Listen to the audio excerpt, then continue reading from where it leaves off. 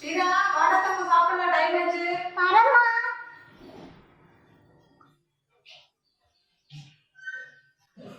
ஏன் உட்கார் கொண்டு வரேன்.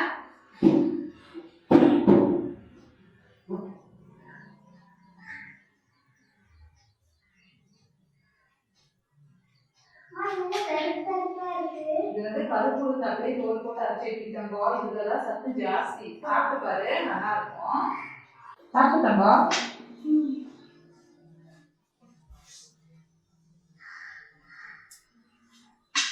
நல்லா இருக்குமா?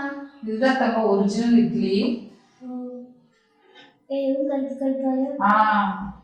அதே மாவுல போட்ட தோசை தான் இது. நல்லா இருக்கு டேஸ்ட். சாப்பிட்டு பாரு.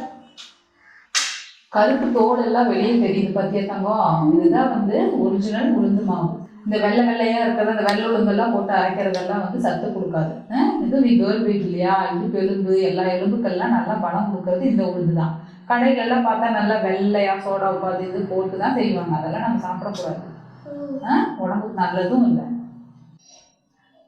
ஹோட்டல் கடையில் கொடுக்கறதெல்லாம் வந்து சத்தும் கிடையாது தங்கம். அந்த இட்லி எல்லாம் சரியா. இந்த உளுந்து தான் வந்து ஜீரண சக்தி வந்து நல்லா அதிகரிக்கும். நல்ல இரும்பு சத்து இருக்கு இதுல.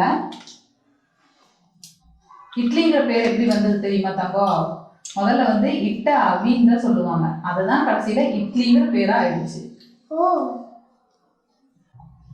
இது வந்து எண்ணெயெல்லாம் யூஸ் பண்ணாத ஆரோக்கியமான உணவு தங்கம். ஏன்னா ஆவில வேக வச்சு எடுக்கிறோம். காலையில நேரத்துக்கு பிரேக்ஃபாஸ்ட் பார்த்தேன்னா ஒன்று பழங்க சாப்பிடணும், இல்லைன்னா ஆவில வேக வச்சதை அது சாப்பிட்றது தான் உடலுக்கு வந்து நல்ல ஆரோக்கியம் கொடுக்கும்.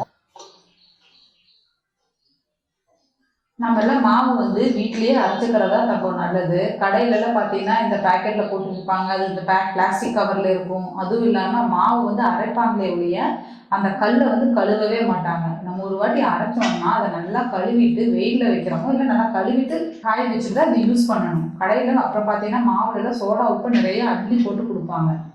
அதெல்லாம் நம்மளோட ஆரோக்கியத்தை சுத்தமாக கெடுத்துரும். முடிஞ்ச அளவுக்கு நம்ம எல்லாமே வீட்டில் செஞ்சுக்கிறது நல்லது.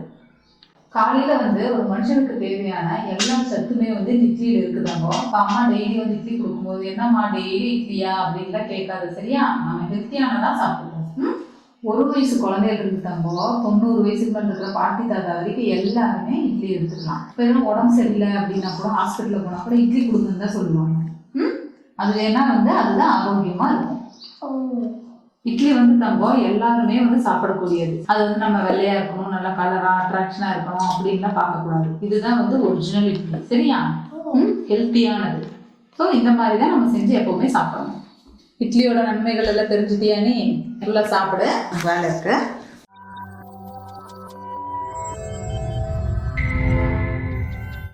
Welcome to simply Shenba. இன்றைக்கி வந்து நம்ம இட்லி மாவு அரைக்க போகிறோங்க. அதுக்கு வந்து நான் பாலிஷ் பண்ணாத அரிசி எடுத்திருக்கேன். இது வந்து ரேஷன் கடையில் கிடைக்கும் இல்லையா, ரேஷன் அரிசி. அதுதான் இதில் வந்து இட்லி செஞ்சால் தான் வந்து நமக்கு சத்தாக இருக்கும். இதில் 2 டம்ளர் எடுத்துக்கலாம்.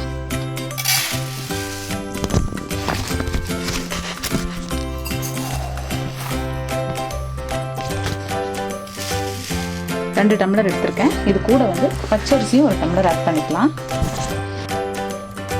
இது கூட பச்சரிசி 1 டம்ளர் எடுத்திருக்கேன். நான் வந்து புழுங்கரிசி பச்சரிசி எடுத்திருக்கேன். நீங்கள் சத்தானது பாலிஷ் பண்ணாத எந்த அரிசி வேணுனாலும் எடுத்துக்கலாம். அந்த மாதிரி பாலிஷ் பண்ண அரிசியில் செய்கிறது இட்லியே கிடையாது. அதில் எந்த சத்தும் கிடையாது. இப்போ இது கூட வந்து நம்ம உளுந்து ஆட் பண்ணிக்கலாம். உளுந்து எடுத்திருக்கேன். இந்த உளுந்து யூஸ் பண்ணுங்கள். இதில் இந்த தோலில் தான் வந்து சத்தே இருக்குது. இது நம்ம இப்படியே தான் போட்டு அரைக்க போகிறோம். இப்போ இது கூட வந்து கொஞ்சம் வெந்தயம். அப்புறம் இட்லிக்கு சில பேர் வந்து ஜவ்வரிசி ஆட் பண்ணுவாங்க, கொட்டமுத்து. அதெல்லாம் நீங்கள் வந்து எப்படி வேணுமோ உங்களுக்கு ஏற்ற மாதிரி ஆட் பண்ணிக்கோங்க. நான் கொஞ்சம் வெந்தயம் எடுத்துருக்கேன். இது எல்லாமே நான் கொஞ்சமாக எடுத்தனால இது எல்லாமே ஒன்றா தான் போட்டு அரைக்க போகிறேன். இதுவே நம்ம நிறைய ஒரு 7 டம்ளர் அரைக்கும்போது தனித்தனியாக உளுந்து தனியாக அது தனியாக அரைக்கலாம். இப்போ நான் எல்லாமே சேர்த்து இப்போ பாருங்கள் 3 கிளாஸ் தான் எடுத்தனால இப்போ இது எல்லாத்தையும் ஒன்றா ஊற வைக்க போகிறேன். கருப்புளுந்து வந்து நம்ம அந்த தோலோடு தான் போட்டு அரைக்கணும். அதனால தான் கழுவிட்டு அப்படியே ஊற வச்சுருக்கேன். இது நல்லா ஊறட்டும். ஊறினதுக்கப்புறம் நம்ம அரைச்செடுக்கலாம். உளுந்து எப்போவுமே இந்த தோலில் தான் வந்து சத்து ஜாஸ்தி இருக்குது. இதை வந்து நம்ம இப்படியே தான் போட்டு அரைக்கணும். இப்போ இது நல்லா ஊறட்டும்.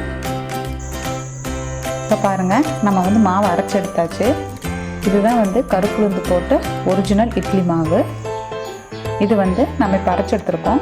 இப்போ நைட்டு சாயந்தரம் அரைச்சிங்கன்னா காலையில் வரைக்கும் நீங்கள் ஃப்ரிட்ஜில் வைக்கணுங்கிற அவசியம் இல்லை. வெளியே வச்சுட்டு காலையில் நம்ம இட்லி ஊற்றிக்கலாம். சுடும்போது உப்பு போட்டு மிக்ஸ் பண்ணிக்கலாம். நான் அப்போ தான் மிக்ஸ் பண்ண போகிறேன். பாருங்கள், இப்போ வந்து நம்ம மாவு அரைச்சிருந்தோம் இல்லையா, அது நான் நைட் அரைச்சேன், வெளியே தான் வச்சுருந்தேன், ஃப்ரிட்ஜில் வைக்கலை. இப்போ காலையில் இட்லி ஊற்றுறோம். உப்பு போட்டிருக்கேன். நல்லா கலக்கிட்டு ஊற்றிக்கலாம்.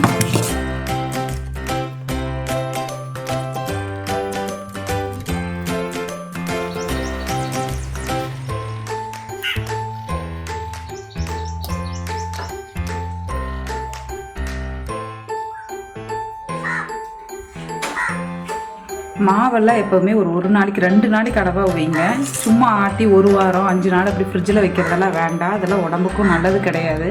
அதனால தான் நான் உளுந்து இதெல்லாம் பாருங்கள் ஒன்றாவே போட்டு தான் ஆட்டியிருக்கேன். நல்லா இட்லி வரும். 2 நாளைக்கு அளவாக தான் நான் அரைப்பேன் எப்போவுமே. இது நல்லா வேகட்டும்.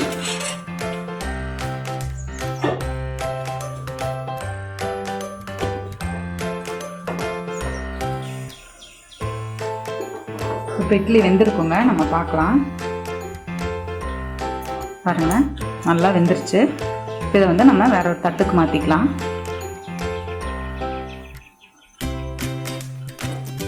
பாருங்கள், நல்லா சாஃப்டாக இருக்குது. தொட்டு பார்த்தாலே நமக்கு தெரியும்.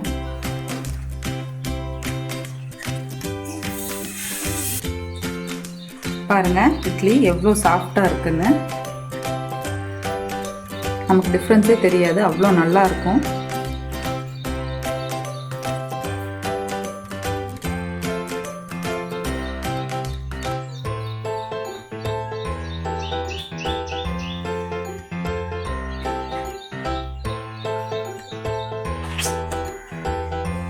இட்லி ஊற்றணும் இல்லையா, அதே மாதிரி தோசையும் ஊற்றலாங்க, நல்லா வரும்.